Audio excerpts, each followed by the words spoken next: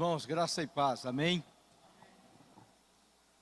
Bom, vamos abrir as nossas Bíblias na carta de Paulo aos Efésios, capítulo 2.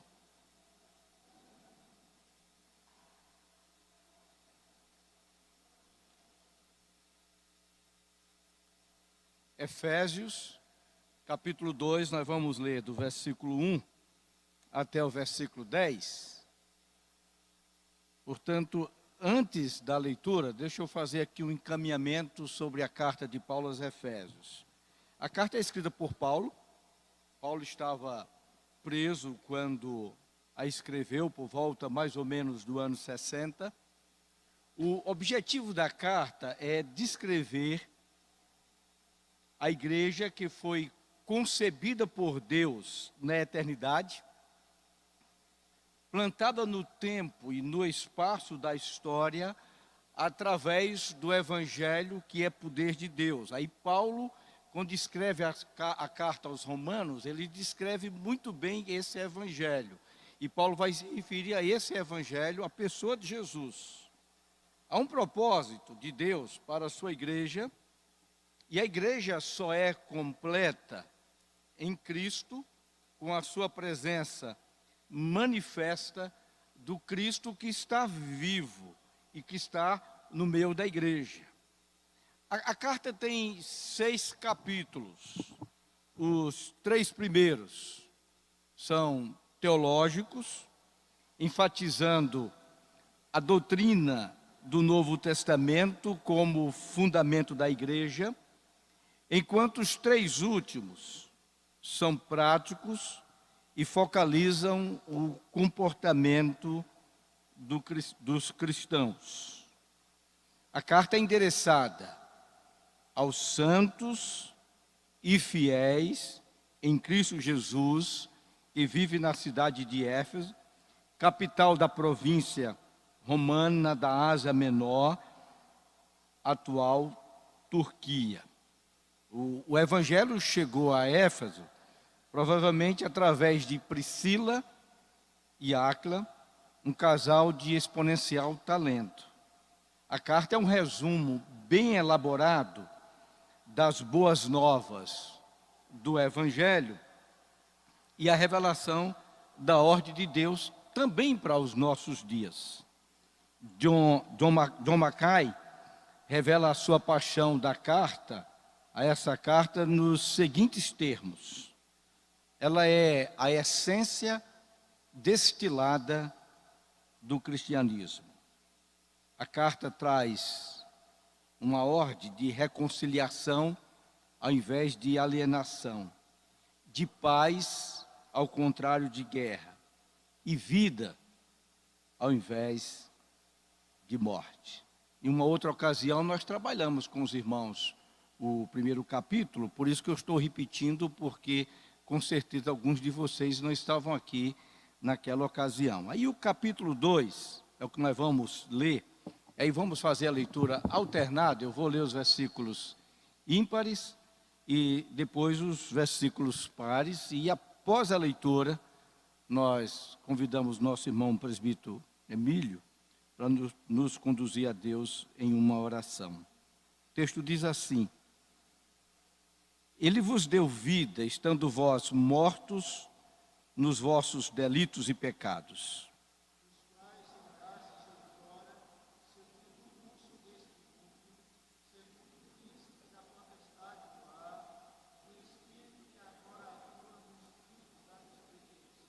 Entre os quais também todos nós andamos outrora, segundo as inclinações da nossa carne, fazendo a vontade da carne e dos pensamentos, e éramos por natureza filhos da ira, como também os demais.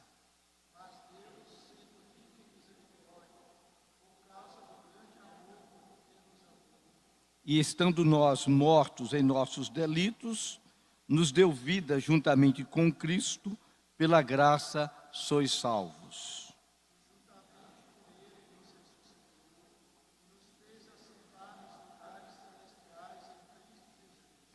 Para mostrar nos séculos vindouros a suprema riqueza da sua graça em bondade para conosco em Cristo Jesus.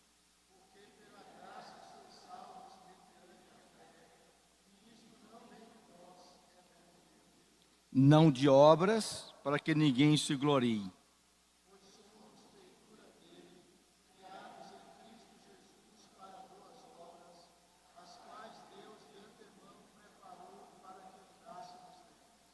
Amém. Oremos, irmãos.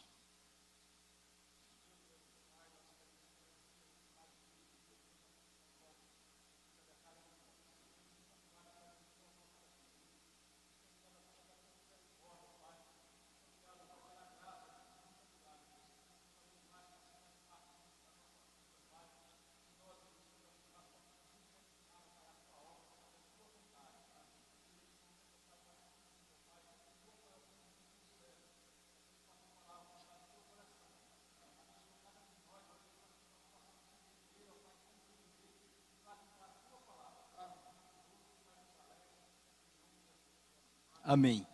Irmãos, ainda me referindo ao primeiro capítulo, o primeiro capítulo de Efésios acentua o amplo...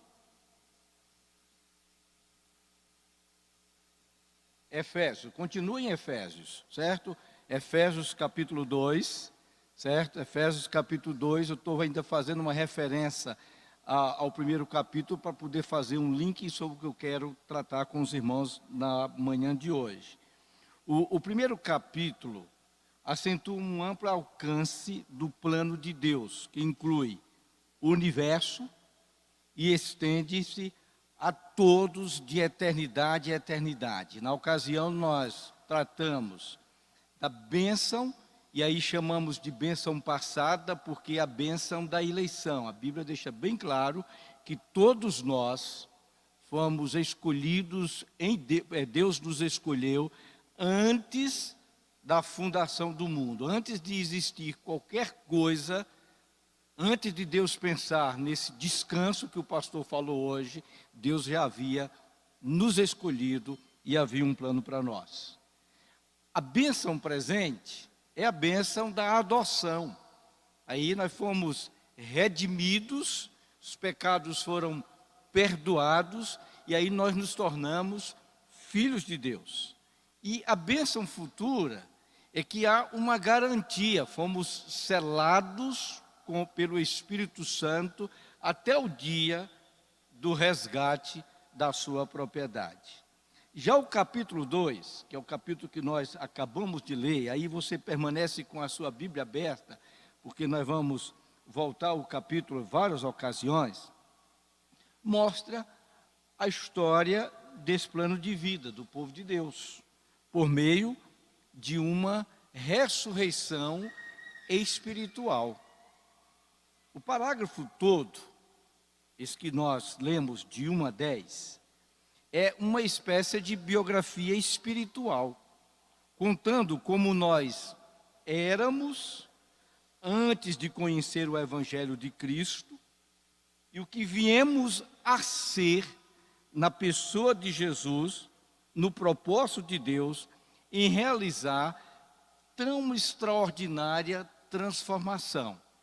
Aí nós não podemos esquecer que no capítulo 1, tanto os versículos 6, 12 e 13, 6, 12, 14, o propósito da nossa eleição e o propósito dessa ressurreição espiritual é para o louvor da sua glória. Nós não temos um outro propósito aqui nessa terra, a não ser o louvor da glória do Senhor. Alguns autores sugerem alguns títulos aqui para essa parte que nós lemos. Por exemplo, a Bíblia diz assim, do pecado para a salvação pela graça. John Stott diz assim, a nova sociedade de Deus. Reverendo Hernandes Dias Lopes diz assim, tirados da sepultura e conduzidos para o trono.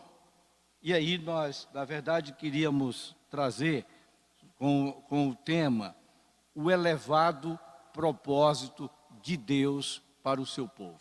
Deus tem um plano. Quando Deus, na eternidade, resolveu escolher a nós, Deus também planejou.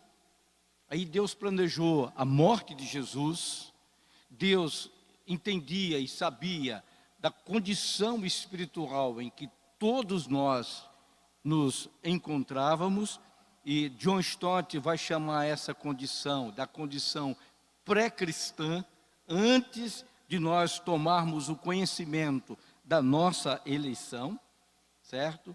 E aí Deus produziu, ou Deus realizou uma grande obra. Primeiro, a gente vai entender a obra do pecado contra nós. O que é que o pecado fez por nós? Nós vamos ver isso no texto. Qual foi a ação do pecado devido à desobediência de Adão e Eva? O que é que ele nos atingiu? Como ficamos? Depois nós vamos entender a obra de Deus por nós. O que é que Deus fez? Ele só nos elegeu? Não, ele fez muito mais do que isso. Depois nós vamos entender a obra de Deus em nós. E finalmente, a obra de Deus por nosso intermédio. Então, veja o versículo 3, versículos 1 a 3. Paulo primeiro sonda as profundezas do pessimismo acerca do homem. E dos versículos 4 ao versículo 10, Paulo sobe às alturas do otimismo acerca de Deus. Então, do versículos 1 a 3, o texto diz assim: Ele nos deu vida, estando vós mortos nos vossos delitos e pecados, nos quais andastes outrora, segundo o curso deste mundo, segundo o príncipe da potestade do ar, do espírito que agora atua nos filhos da desobediência, entre os quais também todos nós andamos, outrora, segundo as inclinações da nossa carne, fazendo a vontade da carne e dos pensamentos, e éramos por natureza filhos da ira, como também os demais. Ao ler esse texto, nós percebemos a condição do homem que era desesperadora. Esse é o homem sem Deus.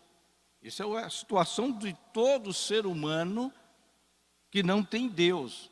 E aí todos nós também nos encontrávamos nesta situação. O diagnóstico que Paulo faz se refere ao homem caído, em uma sociedade caída, em todos os tempos, em todos os lugares. Esse é o retrato da condição universal da humanidade. O mundo se encontra assim, mortos, separados de Deus, escravo da carne, do mundo e dos pensamentos. Mas ouça, o pecado não é como uma doença, ou essas enfermidades que atingem alguns homens, outros não. Ele atinge todas as pessoas. E o mais incrível é que as pessoas não querem ouvir que são pecadoras. Eles não querem entender, eles não admitem que são pecadoras. Para muitos, isso é uma ofensa. Você chegar para alguém e afirmar que ele é um pecador, ele vai se sentir ofendido. Mas a gente pode observar, veja o versículo 1. Ele vos deu vida, estando vós mortos nas vossas transgressões ou delitos e pecados. Antes de argumentar o sentido dessa morte espiritual, deixa-me dizer o que ela não é. Ela não quer dizer que o homem que está morto em seus pecados não possa fazer coisas boas. Ele pode sim fazer coisas boas. O cidadão não regenerado, ele pode levar uma vida moralmente aprovada, civilmente decente, familiar responsável. Ele pode ser até uma pessoa de destaque. Uma pessoa não regenerada, ela pode ser e tem um bom cidadão, um bom pai, uma boa mãe, um bom filho. Pecadores podem fazer o bem. Você pode ver isso lá na carta de Paulo aos Colossenses. Pecadores também fazem o bem. A causa da morte dele é o pecado, os seus delitos, as suas transgressões. A palavra grega para transgressão quer dizer queda, dar um passo em falso que envolve ultrapassar uma fronteira conhecida ou se desviar do caminho certo. Havia um propósito traçado por Deus, numa aliança que Deus fez com Adão e Eva lá no Jardim do Éden, e que eles precisavam andar neste caminho, e aí quando eles desviaram, deram um passo em falso, eles transgrediram, e juntamente com ele, todos nós. Já a palavra pecado quer dizer errar o alvo, ou seja, ficar aquém de um padrão estabelecido. E esse padrão estabelecido, foi Deus que assim o fez. Porque Deus, ao criar o homem, criou a sua imagem e a semelhança. Qual é o padrão? Sermos semelhantes a Deus. Se você abrir a sua Bíblia, eu queria convidar você a fazer isso. Na primeira epístola de João,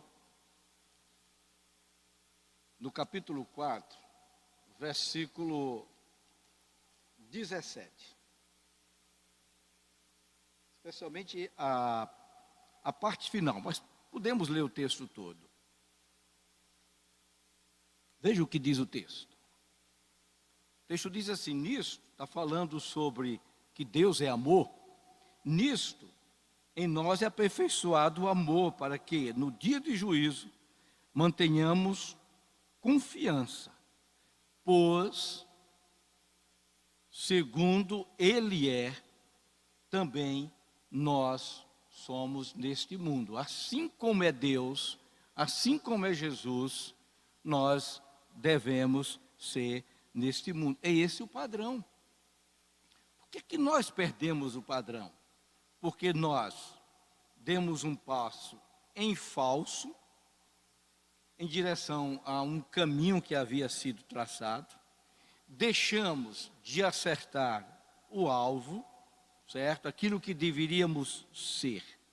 E aí, isto veio como transgressão, pecado, ou na expressão de Paulo, delitos e pecados. E Paulo, escrevendo aos Romanos, vai nos dizer que o salário disto é o quê? É morte. Por isso, todos nós nos encontrávamos mortos. Em quê? Nos nossos delitos e pecado. Então, morte aqui é separação de Deus.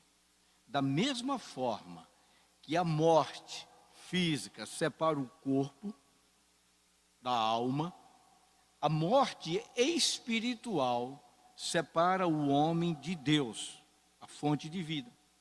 É como se olhássemos para o mundo todo, e a gente pode enxergar o mundo todo como um imenso cemitério. Em cada um deveria ter escrito uma plaquinha: morto por causa do pecado. Ele está andando, ele tem vida, ele respira, ele come, ele bebe, ele faz boas ações, ele faz boas obras, ele é um bom marido, é uma boa esposa, é um bom pai, mas está afastado, separado de Deus. Deu para entender isso? Essa é a situação da humanidade. É nesse sentido que nós precisamos olhar para a humanidade. E se a gente olha para a humanidade assim, aí nós precisamos nos preocupar com ela, porque cabe a nós a missão de despertá-los, para que possam conhecer a grande obra que Deus fez, que nós vamos tomar conhecimento daqui no segundo instante. Em segundo lugar, ainda no texto de Efésios, no capítulo 2, aí permanecemos nele, os versículos 2 e a parte inicial do versículo 3 diz assim: nos quais andastes no passado. Eu estou lendo uma versão diferenciada, mas dá para você acompanhar na sua Bíblia. No caminho deste mundo, segundo o príncipe do poderio do ar, do espírito que agora atua nos filhos da desobediência, entre os quais todos nós também andávamos. E aqui é interessante que a gente percebe que há três forças que levam o homem à desobediência: o mundo, o diabo e a carne. Quando pensamos no mundo, o mundo aqui não é sinônimo de uma natureza criada por Deus. O mundo aqui é um sistema que pressiona cada pessoa a se conformar com este presente século. É aquilo que Paulo expressou muito bem lá em Romanos capítulo 12, dizendo assim: não vos conformeis com o presente século. O presente século quer, na verdade, nos pressionar e quer quebrar a imagem de Deus refletida em nós. O apóstolo João, ele é bem enfático ao dizer que quem ama o mundo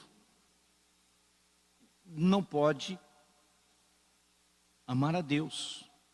Tiago vai na mesma linha, dizendo o seguinte: quem é amigo do mundo é inimigo de Deus. Então aqui a gente pode concluir dizendo o seguinte: precisa haver um limite entre nós, que agora não estamos mais mortos, porque o versículo 4 de Efésios vai dizer que Deus nos deu vida. Então, se nós temos vida, há uma separação entre nós e o mundo. Nós não podemos nos associar.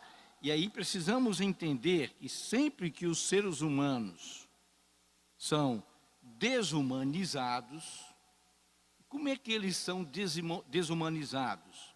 Pela opressão política, pela tirania burocrática, por um ponto de vista secular, e muitas vezes esse ponto de vista secular tem repudiado a Deus, por uma atitude amoral, às vezes, ou a maioria das vezes, repudiando o absoluto, por questões materialistas, glorificando um mercado consumidor. E aí eu pego um gancho na palavra do pastor, e diante disso, às vezes, nós resolvemos até abrir o nosso comércio no domingo, porque a gente pode faturar alguma coisa a mais, especialmente como no dia de hoje. Os seres humanos são desumanizados pela pobreza, pela fome, pelo desemprego, pela discriminação racial ou por qualquer outra forma de injustiça. Aí podemos detectar que os valores subhumanos do presente século e deste mundo não tem nada a ver com aqueles que se tornaram a nova sociedade de Deus. Aí eu estou usando o argumento de John Stott. Nós nos tornamos uma nova sociedade. Nós nos tornamos um novo povo. Nós nos tornamos gente diferente. E aí o mundo quer escravizar a nós e tem escravizado nesse sentido. Segundo elemento destacado é o diabo. Aí trata do espírito que atua nos filhos da desobediência. O diabo é o patrono da desobediência. Ele se rebelou contra Deus. e deseja que os homens também não obedeçam a Deus. Ele tentou os nossos pais, levou os nossos pais a uma desobediência. Ele tentou a Eva no Éden com a mentira, levando à desobediência, porque o diabo é inimigo desde o início, é um inimigo invisível, porém real. Ele não dorme, ele não tem férias, ele é violento, venenoso, é serpente, ruge como leão e se apresenta às vezes como anjo de luz. E aí ele quer exatamente nos tirar do caminho em que foi traçado. Ele quer exatamente impedir que a gente atinja o alvo desejado, que é o padrão, sermos a imagem de Deus, sermos como Ele é, nós neste mundo. Então nós temos um inimigo que é o mundo, nós temos o inimigo, o diabo, e aí nós temos um terceiro, que é a carne. Eu volto ao texto, agora na versão mais tradicional. Dos quais andastes outrora, segundo o curso deste mundo, já vimos quem é o mundo, segundo o príncipe da potestade do ar, do espírito que agora atua nos filhos da desobediência, entre os quais também todos nós andamos outrora, segundo as inclinações da nossa carne, e fazendo a vontade da carne e dos pensamentos. A carne não é aqui o nosso corpo, mas é a nossa natureza caída, com a qual nascemos, Salmos 51, e que deseja controlar a nossa mente, quer controlar o nosso corpo e nos leva a desobedecer a Deus. Há um impulso no nosso interior para fazer o mal. O mal não está apenas nas estruturas exteriores, mas o mal também está dentro de nós e procede do nosso interior, do nosso próprio coração. E a inclinação da carne, a Bíblia deixa claro que é inimizade contra Deus. Mas o homem sem Deus não estava apenas nessa situação. A parte B do versículo 3 vai também nos dizer que por natureza filhos da ira, como também os demais, seguindo os desejos, fazendo a vontade da carne e da mente, o homem não convertido vive para agradar a vontade da carne, os desejos dos pensamentos, suas ações são pecaminosas porque os seus desejos são pecaminosos. O homem é escravo do pecado. Ele, a semelhança de um cachorro com uma coleira, certo? Onde o dono sustenta. Assim é o diabo que faz com o homem que não tem Jesus. E aí todas as áreas da sua vida foram afetadas, como a razão, a emoção e a vontade. Agora ouça bem. Isso não quer dizer que o incrédulo não possa fazer o bem natural, social e moral. John Stott, ele conclui dizendo que antes de Jesus nos libertar, estávamos sujeitos às influências tanto internas como externas. E aí ele diz que as influências externas estavam no mundo. A cultura secular prevalecente, o relativismo e tantos outros ismos.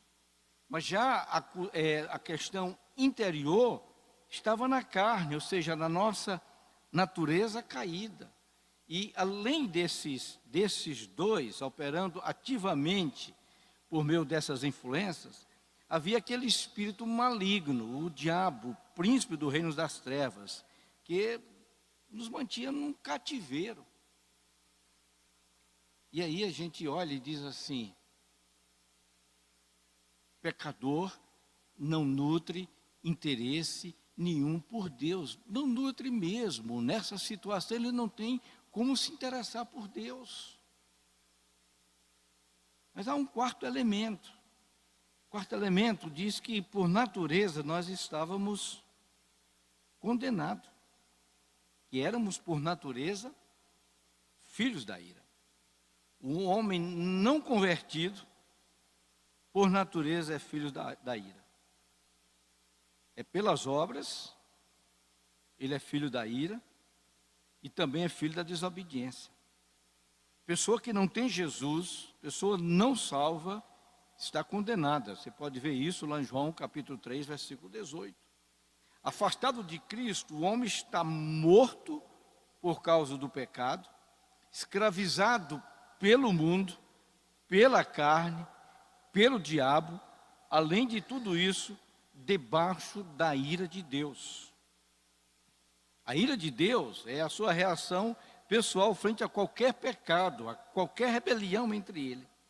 Aqueles que vivem debaixo da ira de Deus são entregues a si mesmos, por uma escolha deliberada que fizeram, rejeitaram o conhecimento de Deus, trocaram a Deus, entregaram-se a toda sorte de idolatria. Eles não revelam interesse por Deus. O que nós deveríamos fazer? Nós, nesta manhã, deveríamos nos ajoelhar e agradecer a Deus pela tamanha obra da bênção passada. Porque no passado, Deus nos escolheu. No presente, Ele nos redimiu. Mandou Jesus, redimiu, pagou o preço. E aí garantiu que vem nos buscar. A palavra penhor é usada e foi usada pela primeira vez nas Escrituras, lá na história de Tamar e sua nora. Quando Tamar tem um caso com a sua nora e promete um pagamento, e aí não tem um pagamento ali na hora, porque vem um cabrito depois, ele deixa uma garantia, ele deixa lá um seu selo, ele deixa um penhor, diz, eu vou mandar buscar, eu vou mandar pagar. E aí ele manda e não encontra, e no momento em que sai a notícia que Tamar está grávida, e quando é tirada para fora para ser apedrejada, ela diz assim, do homem que pertence a essas coisas, eu engravidei. É interessante a colocação de Tamar, de Judá. Judá diz assim, ela é mais justa do que eu. Havia uma garantia. Há uma garantia. Deus nos escolheu, e louvado seja Deus por isso. Deus nos redimiu, mas Deus também nos selou com o Espírito Santo, e nós nos tornamos agora herança dele, propriedade dele, povo dele, e ele vem nos buscar. Agora, dos versículo 4 até o versículo 9, nós temos a obra de Deus por nós. Alguma pergunta, irmãos? Graças a Deus, não. E aí nós somos redimidos, irmãos. Esses versículos aqui vai nos dizer por 4 atividades que Deus realizou em nosso favor. Oi.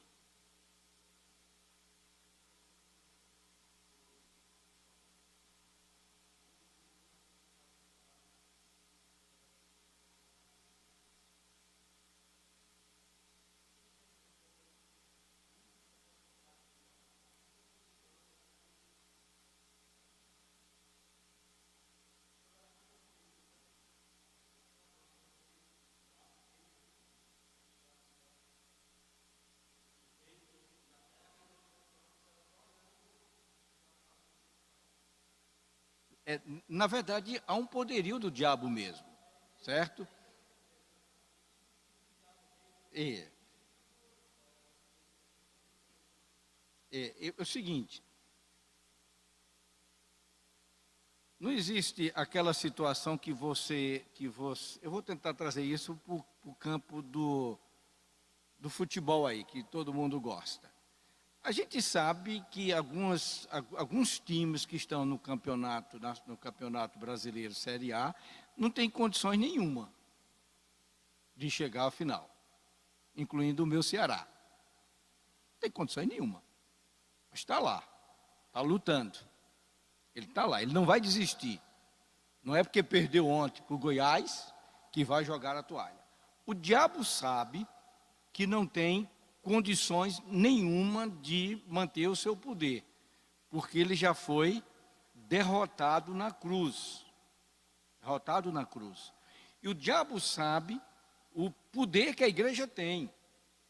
A igreja que não descobriu o poder que ela tem, em nome de Jesus. Se você voltar aí um pouquinho, no capítulo 1, do versículo 24 ao versículo 23, você vai ver o poder que ressuscitou a Jesus. A igreja tem esse poder. Enquanto a igreja não descobre, ou não valoriza, eu acho que a palavra aqui é melhor, a igreja não valoriza o que nós vamos ver agora, a grande obra que Deus fez por nós, o diabo acha que manda. E aí ele tem um poder. E Paulo diz isso, ou seja, na Bíblia você vai encontrar essa expressão, principados e potestades, tanto no sentido direcionado ao diabo, como também no sentido direcionado aos anjos, certo? Nesse sentido aqui é o diabo. O diabo tem um certo poder. Eu tenho um cachorro em casa, certo? E aí ele está com uma coleira lá no pescoço. Eu boto a coleira nele e coloco ele lá junto com uma corrente, e eu vou devagarzinho e eu tiro a corrente. Ele acha que está amarrado. Ele não sai. Ele não descobriu ainda que aquela coleira está solta, mas na hora que eu tiro a coleira do pescoço dele, aí ele se manda. O segredo está na coleira.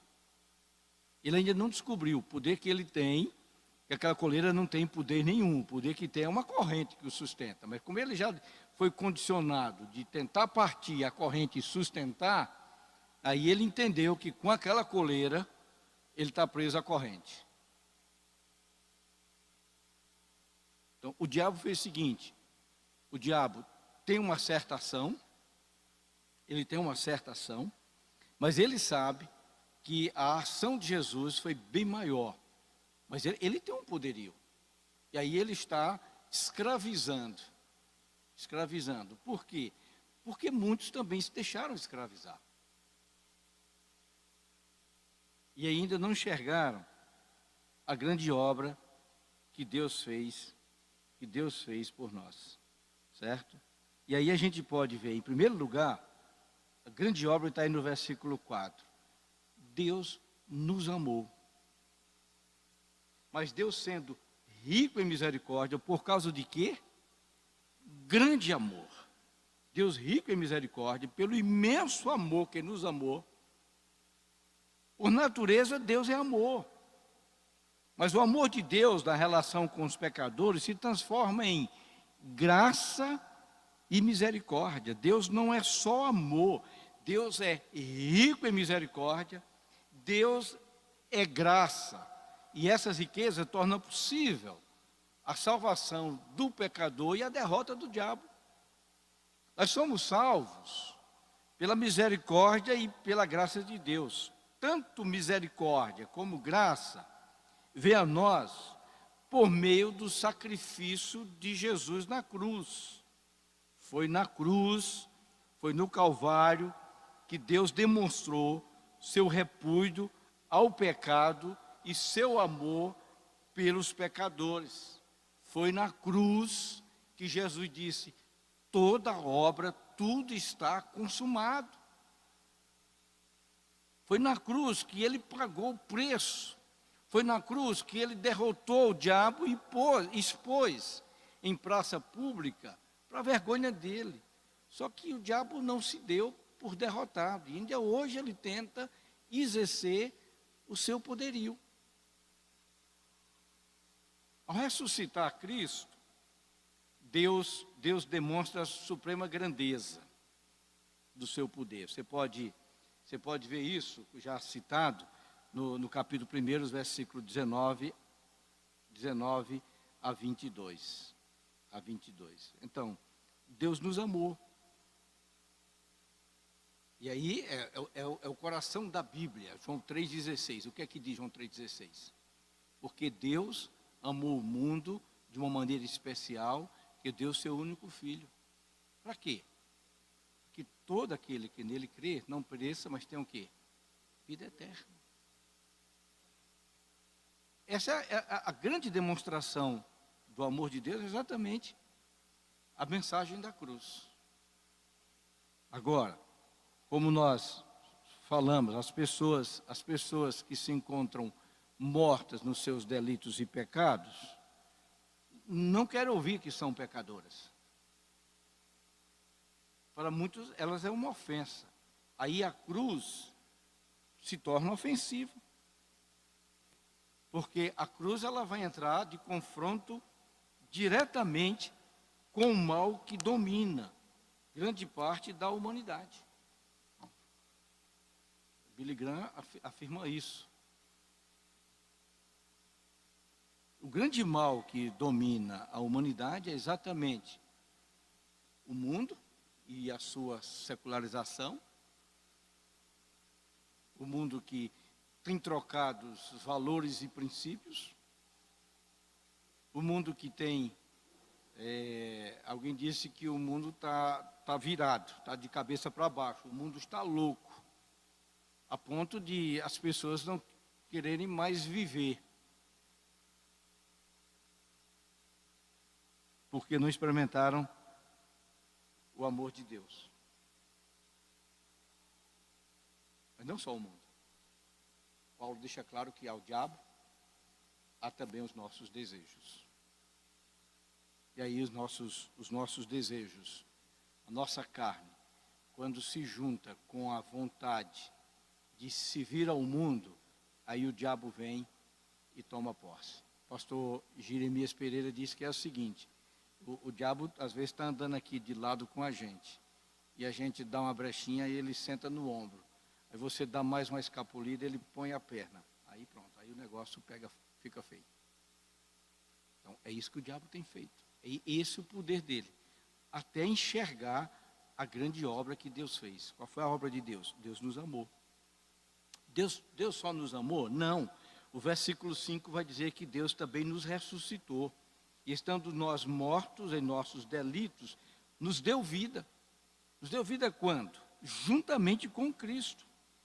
Deus nos tirou de uma sepultura espiritual em que o pecado nos havia posto e realizou uma poderosa ressurreição em nós. Por meio de quem? Por meio do Espírito Santo. Quando cremos em Cristo, nós passamos da morte para a vida. Quando Jesus chega na casa de Marta e Maria, Lázaro está morto. E veja que elas se aproximam de Jesus e dizem: Senhor, nós sabemos que o nosso irmão há de ressuscitar. Elas acreditavam numa ressurreição distante. Mas Jesus disse: olha, eu sou a vida, eu sou a ressurreição.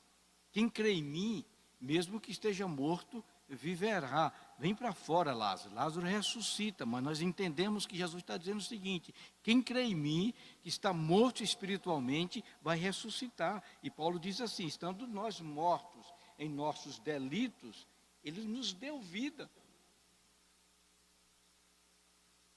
Não só deu vida. Aí ele também nos colocou nas regiões celestiais. Nós não só saímos da sepultura, fomos ressuscitados, mas também fomos exaltados. Estamos unidos com Cristo. Aí nós estamos nas regiões celestiais. E aí, se Deus abrisse os nossos olhos espirituais, a gente poderia ver muitas outras coisas. E em quarto lugar, e aí eu gosto dessa expressão, porque diz o texto que Ele nos guardou. Olha, isso é mais ou menos assim. Pode olhar para a minha mão? Agora pensa na mão de Deus. O tamanho que é a mão de Deus. Aí usando uma expressão humana para descrevermos Deus. Na mão de Deus nós estamos lá. Deus nos guardou, estamos na sua mão. Mas Ele não só nos guardou, Ele colocou o sangue de Jesus sobre nós. Ele colocou o seu manto de justiça sobre nós. E aí, diz assim, ninguém toma, ninguém tira. Aquele que vem a mim, de maneira nenhuma eu lanço fora, ninguém arrebata. E aí vamos imaginar que o diabo, com o seu poder, não o seu não, o poder dele, com o poder dele, conseguisse abrir os dedos da mão de Deus, tirar o manto de justiça, lá está o quê? O sangue do Cordeiro, isso é suficiente. O sangue do Cordeiro, Ele nos guardou. E aí a gente precisa entender por que Ele fez isso. Paulo vai dizer no texto que Ele fez isso para mostrar nos séculos vindouros a suprema riqueza da sua graça, pela sua bondade para conosco em Cristo Jesus. Porque pela graça sois salvos, por meio da fé. Isto não vem de vós, é dom de Deus. Não vem de obras para que ninguém se glorie. O último propósito de Deus em nossa salvação é que para toda a eternidade a igreja possa ser glorificada. A igreja possa glorificar a sua graça. Esse é o propósito. Efésios 1, 6, 12 e 13, para o louvor da sua glória. Não somente isso. O texto diz que a nossa eleição também é para que a gente seja santo e irrepreensíveis.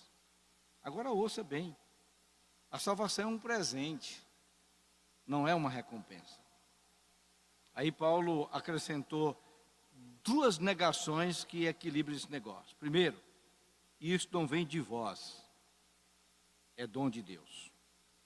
A segunda, não vem de obras, para que ninguém se glorie. Certo? Nós não temos participação nenhuma na salvação, a não ser a fé, mas a fé também é presente de Deus, porque a salvação não pode ser pelas obras, porque a obra da salvação já foi plenamente realizada na cruz, e a obra da cruz, ela foi completa. Jesus foi quem disse, tudo está consumado. Jesus chega ao mundo na plenitude do tempo, e oferece a sua vida na plenitude do tempo, e no momento em que tudo está consumado, Ele diz, nas tuas mãos entrego o meu Espírito. A salvação é obra completa. A salvação é pela graça, mas também por meio da fé. E a graça que nos salva pela instrumentalidade da fé. Reverendo Hernandes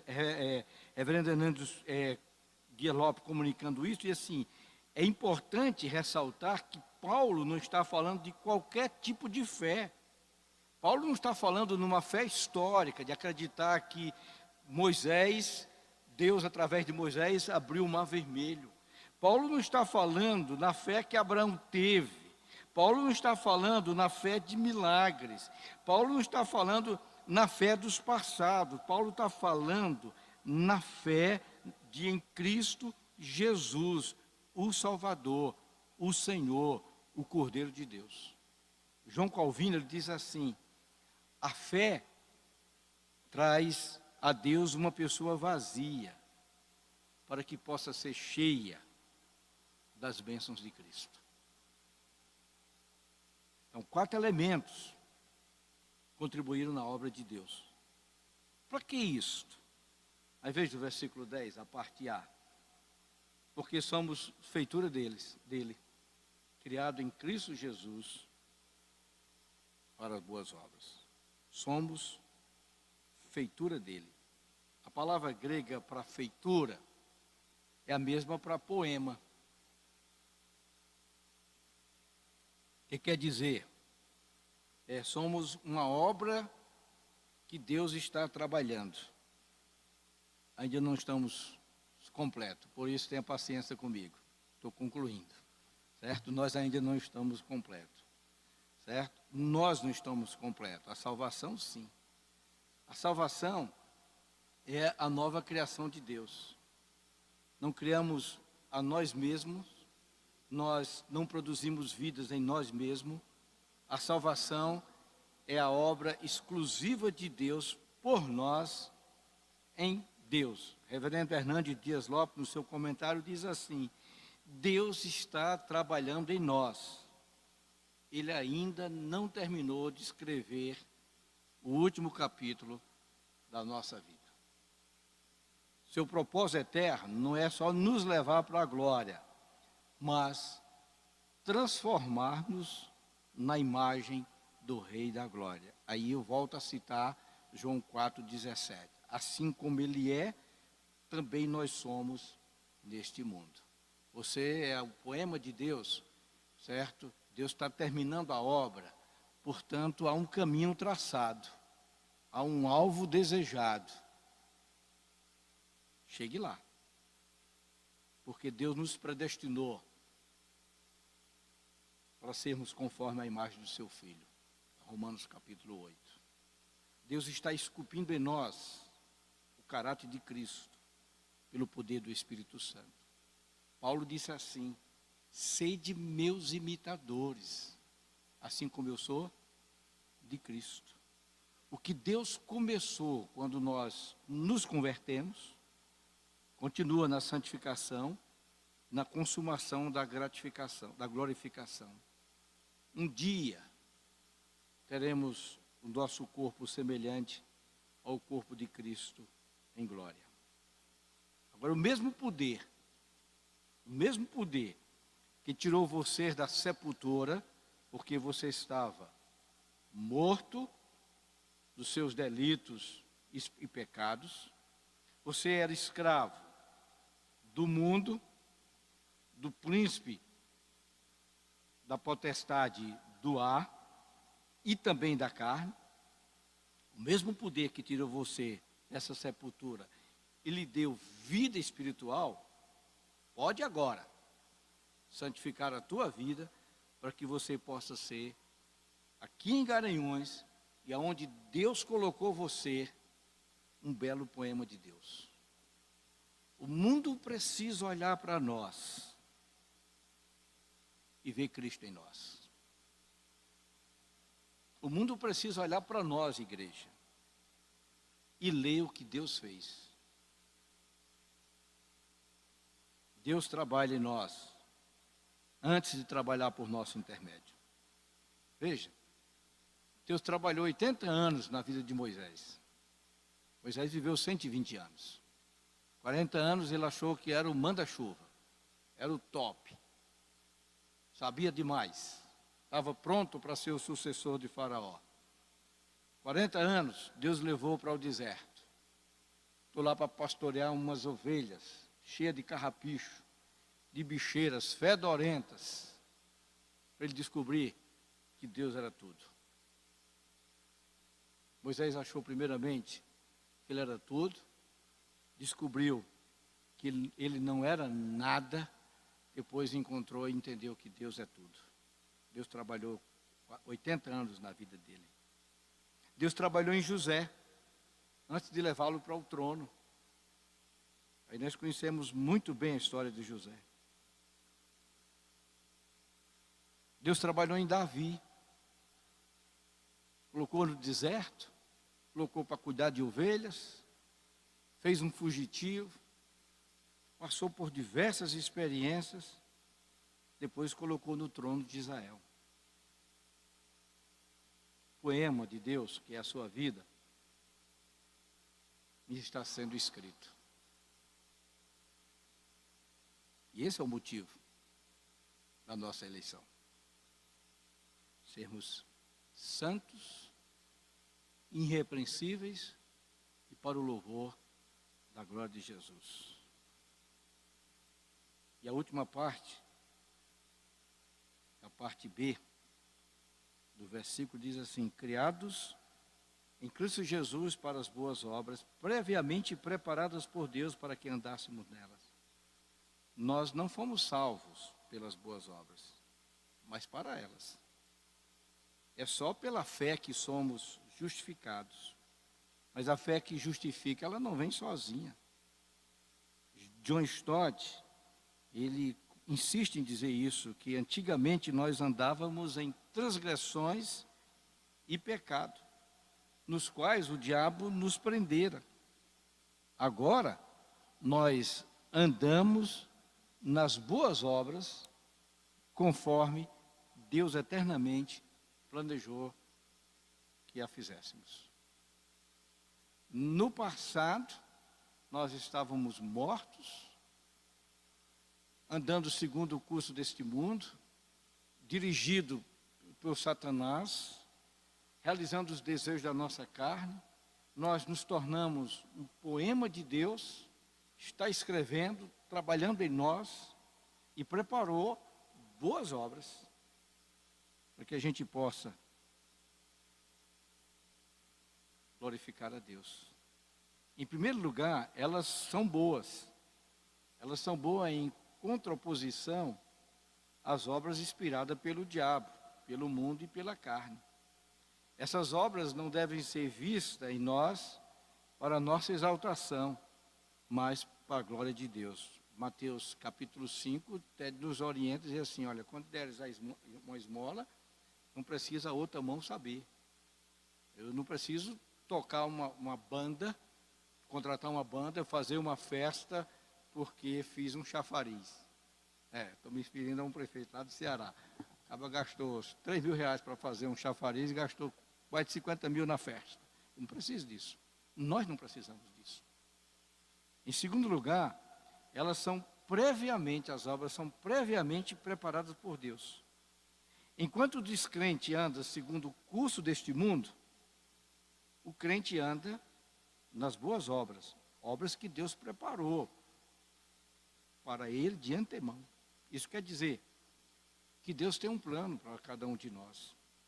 Deus tem uma função para cada um de nós. Deus tem uma missão para nós. Nós não estamos aqui simplesmente só para casar, gerar filhos, termos um emprego, ganhar dinheiro e nos sentarmos aqui na igreja domingo após domingo. Tem mais coisa para a gente fazer. Consulte a Deus no seu travesseiro. Onde Deus quer você. Há muita coisa para ser feita. Há muita gente que não consegue acertar o alvo. Há muita gente que já saiu do caminho. Há muita gente que não quer ouvir que são pecadoras. Há muita gente que tem isso como uma ofensa. Mas há muita gente que precisa ouvir a mensagem da cruz e compreender o que Deus fez em cada um de nós. Ouça, irmãos, se nós estamos aqui, não é mérito nosso. Nós nem merecíamos estar aqui. Se nós estamos aqui, foi Deus. A situação em que nós nos encontrávamos, nós não tínhamos interesse nenhum por Deus. Pecador não tem interesse por Deus. E sempre foi de Deus a iniciativa de procurar o homem caído. Desde do Éden. Quando ele chega ali da viração do dia, ele não encontra o seu amigo Adão. Não é que Deus não sabia que Adão já tinha pecado. Deus sabia. Mas ele não encontra o seu amigo Adão. Ele vai ao encontro. Onde estás? Ele estava morto. Estava vivendo as consequências dos seus pensamentos. E agora estava sendo usado pelo diabo. E Deus providencia ali uma oferta. Porque as roupas que eles estavam usando, elas eram passageiras. Elas não cobriam a sua vergonha. Para cobrir a vergonha de Adão é necessário derramamento de sangue. E aí o sangue derramado daquele animal lá no Éden aponta para o sangue de Jesus derramado na cruz do Calvário, para nos tirar dessa sepultura e nos conduzir para o trono, para nos fazer, de fato, a nova sociedade de Deus, do pecado para a graça. Que Deus nos abençoe. Amém. Vamos orar? Senhor, nós te damos graça, Deus, pela tua obra. Nós te damos graça pelo sacrifício de Jesus na cruz. Nós damos graça a Deus pelo teu grande amor para com a nossa vida. Te louvamos por isso. Nos ajuda, Senhor, para que possamos andar nessa novidade de vida. Nos ajuda, Senhor, para que possamos andar neste mundo, mas pensando nas coisas lá do alto, onde Cristo está, onde Cristo vive. Possamos estar olhando para Jesus, o autor e consumador da nossa fé. Abençoa a igreja, santifica o nosso viver, santifica o nosso pensar, santifica, ó Deus, as nossas ações e termina, ó Deus, a obra que o Senhor já iniciou em cada um de nós. É no nome de Jesus que nós oramos. Amém.